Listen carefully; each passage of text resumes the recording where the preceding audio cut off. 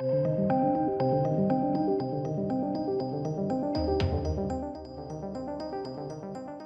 ladies and gentlemen, it just gets crazier.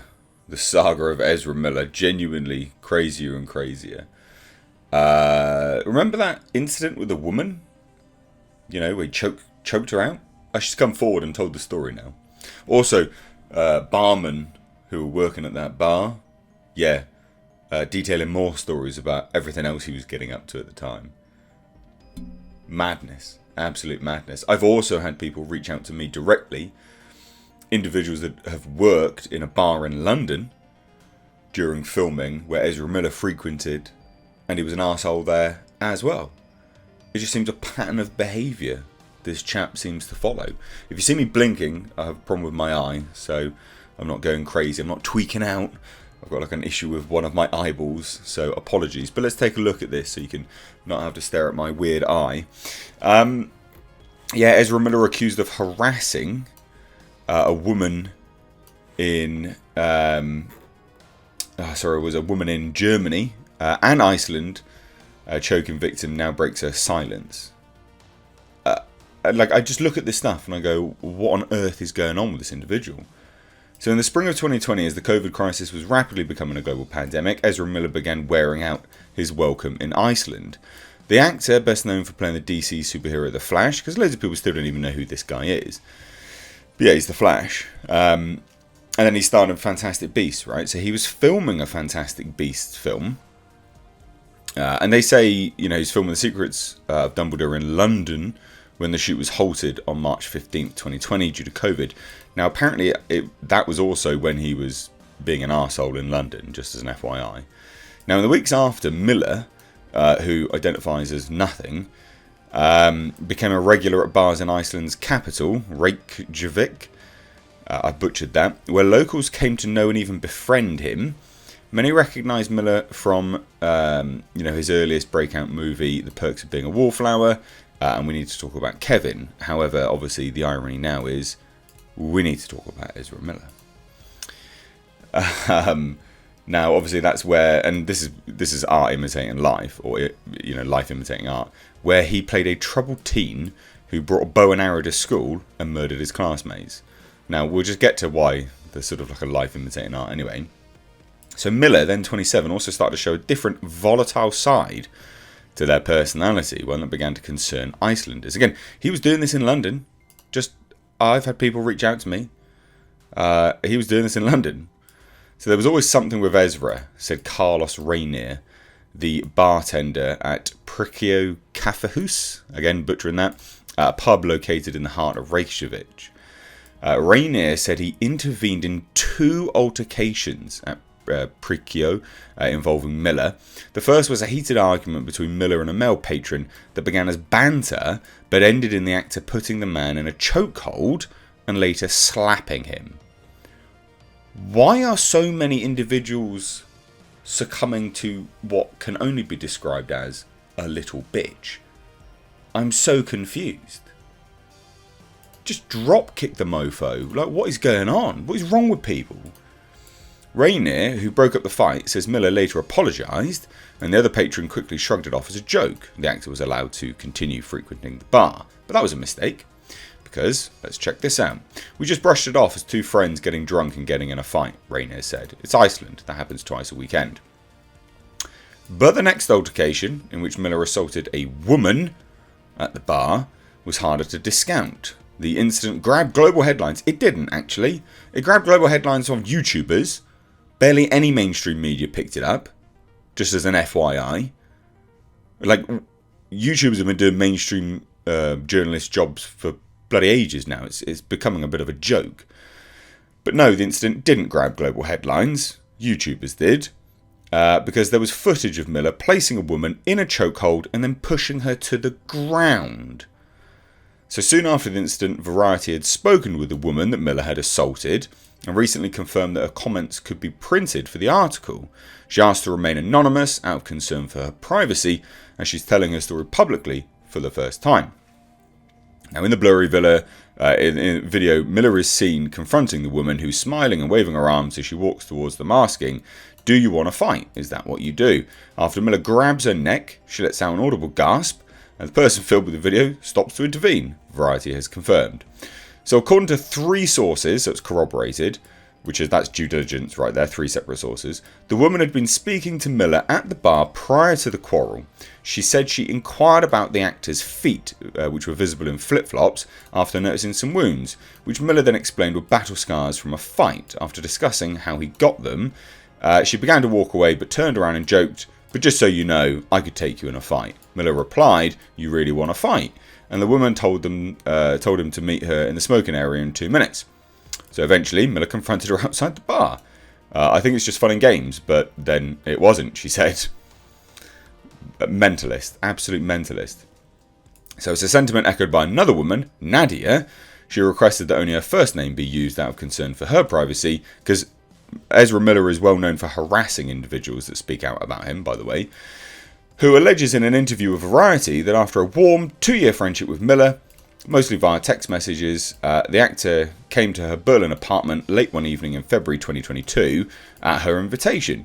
They hadn't seen each other since they had a consensual sexual encounter in 2020, but after a friendly interaction, Miller's mood sharply turned when she told him that they couldn't smoke inside her home.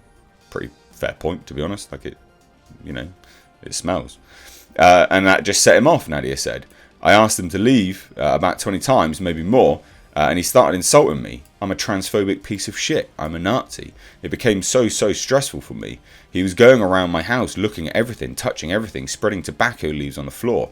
It felt disgusting and very intrusive." And this is what happens. This is the pattern with this guy. We have heard this so many times from so many individuals parroting very, very similar, not the same, but similar incidences with this individual. He gets confronted, he has an ego, and he goes mental.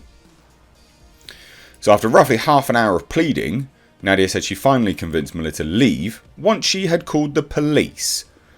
The incident left her deeply disturbed, and while she is clear that she never felt at risk of sexual assault that night in her apartment, she believed the actor could somehow attack me physically. "I totally felt unsafe," she said. Yeah, you would, wouldn't you? So that's 5 people, 2 friends, a women's rights advocate, a German social worker, and Nadia's German lawyer, told Variety that they spoke with Nadia soon after her alleged encounter with Miller and corroborated her account.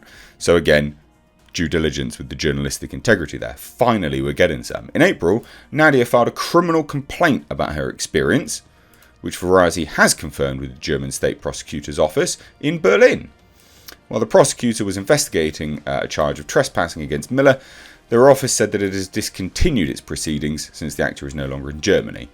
Well, I mean, you could still put a restraining order on him, for goodness sake, or at least follow it up. So just over a month after her alleged encounter with Miller, Nadia saw news reports that the actor had been arrested half a world away in Hawaii for disorderly conduct and harassment, because that's what he's been doing as well. So Nadia realised she wasn't alone in her experience with the actor, and it seems to be a pattern.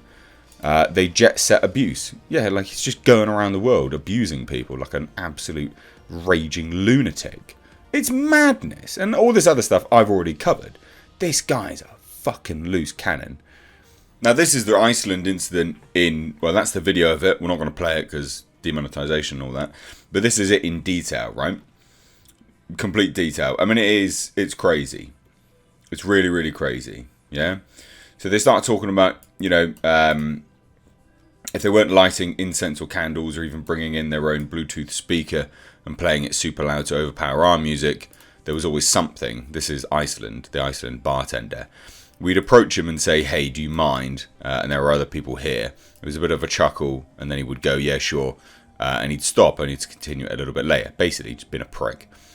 So the day Miller assaulted the woman in April 2020, her initial interactions with him, I felt at first to be in a similarly barbed yet easygoing vein. When she told Miller to meet her in the smoking area, she said she meant it as a joke, and it appeared that Miller took it as one when they remained inside.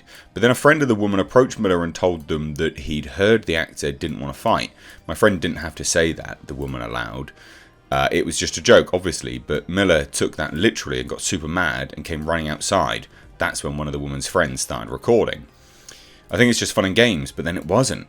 All of a sudden, he's on top of me, choking me, still screaming in my face if I want to fight. My friend who's filming sees he's obviously not joking and it's actually serious, so he stops filming and pushes him off me. They're still trying to fight me. 2 guy friends of mine are actually holding Miller back as he's screaming, "This is what you wanted, this is what you wanted." What? At the time of the interview, it was unclear whether the woman was aware Miller identifies as non-binary. Who the fuck cares? The woman said Miller spat in her face multiple times, an affront that was dangerous in the pandemic. I mean, yeah, I guess we could sort of argue that. Benny Rainier, the bartender, ran outside to break it up. He arrived early that day for the shift, seen the woman in the smoking area with her friend Miller. When he saw the situation going way out of hand, he decided to get involved. Miller grabs me by the throat as I'm trying to usher him out the back door and tells me he's not leaving. He added that Miller repeatedly claimed that the woman's friends had pushed him, which they didn't. That's exactly the same situation that happened in Hawaii, just blaming other people. And he proceeded to spit in his face several times. So with the final push, I closed and locked the door. Rainier then ran to lock the tavern's front entrance, where Miller, who had run along the perimeter of the building, was banging on the door and screaming to be let in. Eventually, the actor was ushered into a car by 2 local friends and driven away. Variety has again corroborated this story with 3 other sources. So the woman reported the incident to the police. Report was confirmed by Variety, didn't press charges. Rainier was allowed to finish work early and took a COVID PCR test the next morning, which came back negative. I do believe the incident at the bar was what ruined Miller's reputation thoroughly in Iceland. He stopped coming back to other bars shortly after. What a fucking dickhead. Unbelievable. Absolutely unbelievable. Like, again, all this other stuff, it's not huge. This is just sort of a more in-depth story with respect to this Nadia chick in Germany and things like that. But I mean, it's just all mental. This person is absolutely mental. You know, just saying, yeah, you need to smoke, you know, this outside or on the balcony. There's no smoking in my house. And then he just kept going. This guy's just got weird ego, man. I said, okay, if you talk to me like this, it's time for you to go. I'm talking to you like a dog, he said. Like, fucking what? This, I can't. Words don't, they don't come to mind. I genuinely can't. You know, and then, you know, he left at 6 a.m, came back, just banging on apartment doors.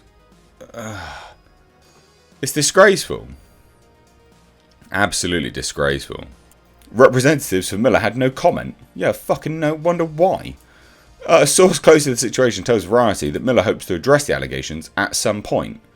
What? When he's finally come down from his massive raging high he's very clearly on. But they have chosen to privately focus on their health and healing over the coming months. I mean, come on. What an absolute joke of a response as well. Just, this guy's a lunatic. Dipshit. Anyway, leave your thoughts down below. I'm going to go sort my eye out.